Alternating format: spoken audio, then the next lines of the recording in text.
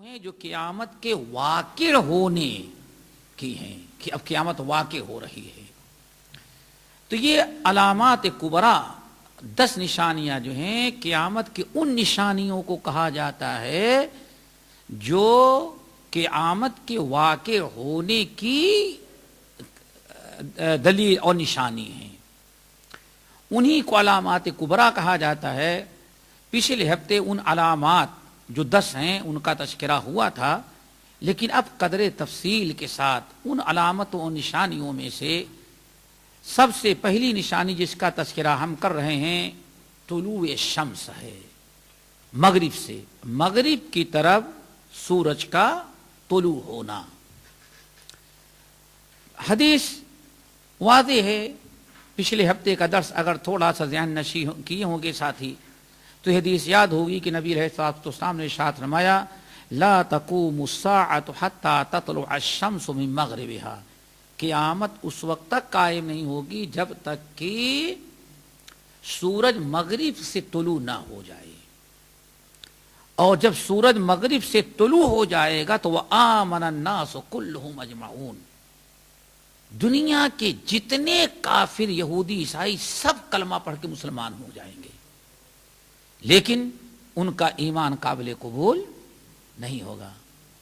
ہم نے حدیث پیش کی تھی اللہ اکبر کہ ابلیس جیسا ملعون ضدی انسان جب دیکھے گا تو فوراً سجدے میں گر جائے گا اور کہے کہ الہی الہی چیخے گا، روئے گا، الہی الہی مرنی لمن شئت ان اسجد. اے اللہ میں مسلمان ہوتا ہوں، آدم کا سجدہ تو نہیں کیا تھا لیکن اس وقت جس کا بھی کہے گا میں اس کا سجدہ کر لوں گا. لیکن جواب دیا جائے گا اب تیرا سجدہ قابل قبول نہیں. تو آج سب سے پہلے سورج مغرب سے کیسے طلوع ہوگا، اس کی کیفیت و شکل کیا ہوگی، اس کو تھوڑا سا ہم بتاتے ہیں. بخاری اور مسلم، ابو داؤد اور ترمذی، مسند احمد بن حنبل اور دیگر کتب حدیث کی روایت ہے. حضرت ابو ذر الغفاری رضی اللہ تعالی عنہ، یہی سب سے تفصیلی حدیث یہی ہے. سورج مغرب سے طلوع کیسے ہوگا؟ مغرب سب لوگ سمجھتے ہیں کہ نہیں سمجھتے؟ آج بڑا عجیب زمانہ ہے. کیا کہتے ہیں ایسٹ اور ویسٹ. ہاں، ابھی سورج کہاں سے طلوع ہوتا ہے؟ ایسٹ سے. اور قیامت جب واقع ہوانی ہوگی تو کدھر سورج طلوع ہوگا؟ ویسٹ سے. اسی ویسٹ کو مغرب کہا جاتا ہے. کیسے سورج طلوع ہوگا، اس کی کیا شکل، اس کی کیا کیفیت ہوگی؟ اللہ تعالیٰ ان تمام فتنوں سے ہم سب کو محفوظ رکھے. عام طور پر ہم لوگ سمجھتے ہیں کہ سورج طلوع ہو گیا بس. نہیں، اس کے ساتھ بہت ساری چیزیں ہیں. حضرت ابو ذر غفاری رضی اللہ تعالیٰ عنہ کہتے ہیں کہ ایک دن میں مسجد کے اندر داخل ہوا، یعنی مسجد نبوی میں داخل ہوا تو میں نے دیکھا ورسول اللہ صلی اللہ علیہ وسلم جالس.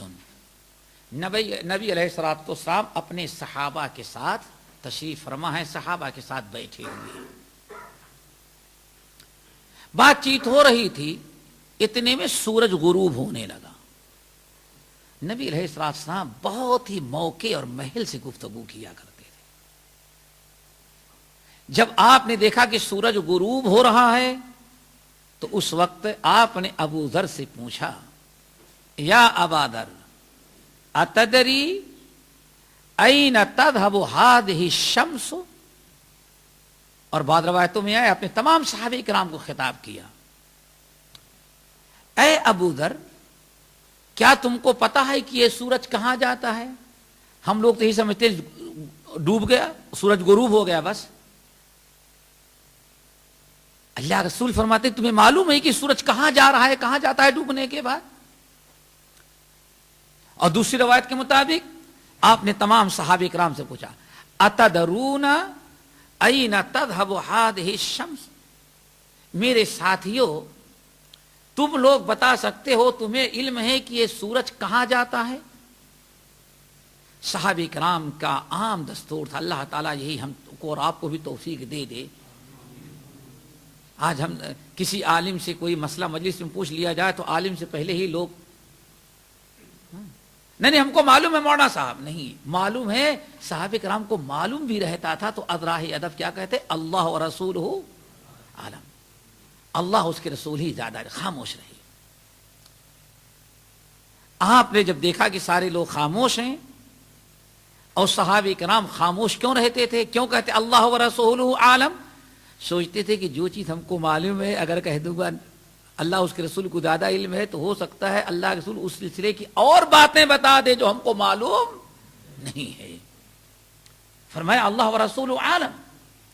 آپ نے ارشاد فرمایا اللہ هذه تجری تنتہی الی مستقرها. اللہ اکبر. نبی علیہ السلام امی تھے. کیا تھے؟ امی تھے. یونیورسٹی سے تو جانے دیں, کسی مکتب کے اندر بھی بیٹھ کے آپ نے تعلیم حاصل نہیں کی تھی. آج دنیا سائنسدانوں کو اپنا ناخدا مان چکی ہے. ابھی بھی سائنسدان وہاں تک پہنچ نہیں سکے جو نبی امی نے آج سے 1450 پہلے خبر کر دیا تھا. یہ بھی آپ کے سچے نبی ہونے کی بہت بڑی دلیل ہے. نہ سائنس تھی نہ فلسفہ تھا, لیکن نبی علیہ السلام نے وہ بات بتائی جو سائنس اب قریب قریب پہنچنے کی سوچ رہی ہے. ایک امی انسان کو جس نے کسی یونیورسٹی, کیا میں نے کہا کسی مکتب میں تعلیم حاصل نہ کی ہو, یہ علم کس نے اس کو دیا, کس نے اس کو خبردار کیا؟ تو یہی کہہ سکتے ہیں علمہ شدید القوی ذو مرۃ فاستوی. یاد رکھو یہ احادیث بھی نبی علیہ السلام کے معجزات ہیں. آپ نے فرمایا تم لوگوں کو معلوم ہے کہ سورج کہاں جاتا ہے؟ لوگوں نے کہا اللہ و رسولہ عالم. تو آپ نے فرمایا ہذہ تجری, یہ سورج ایسے چلتا ہی جاتا ہے. اور ہم لوگ کیا سمجھتے ہیں جا کے ٹھہر جاتا ہے, غائب ہو گیا بس. وہی تجری, ہذہ تجری, یہ سورج چلتا ہی جاتا ہے حتی تنتہی الی مستقرہا تحت العرش. لوگوں یہ سورج جس کو تم غروب ہوتے ہوئے دیکھ رہے ہو, یہ سورج چلتا ہی جاتا ہے, رکتا نہیں, چلتا ہی جاتا ہے.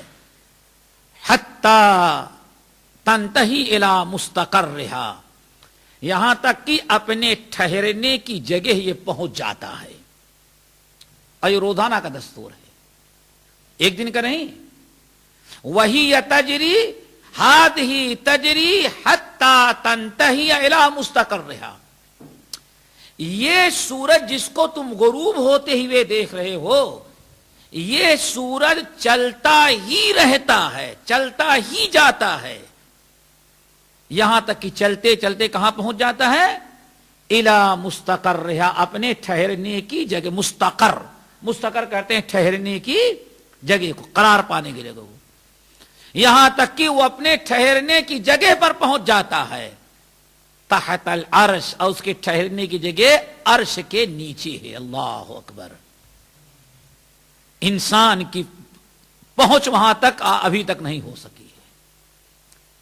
یہ سورج جس کو تم غروب ہوتے ہوئے دیکھتے ہو, یہ غروب نہیں ہوتا, ٹھہرتا نہیں, بلکہ چلتا ہی رہتا ہے, چلتا ہی رہتا ہے. یہاں تک کہ کہاں پہنچ جاتا ہے؟ اپنے ٹھہرنے کی جگہ پر. اور اس کے ٹھہرنے کی جگہ کہاں ہے؟ تحت العرش, عرش کی نیچے.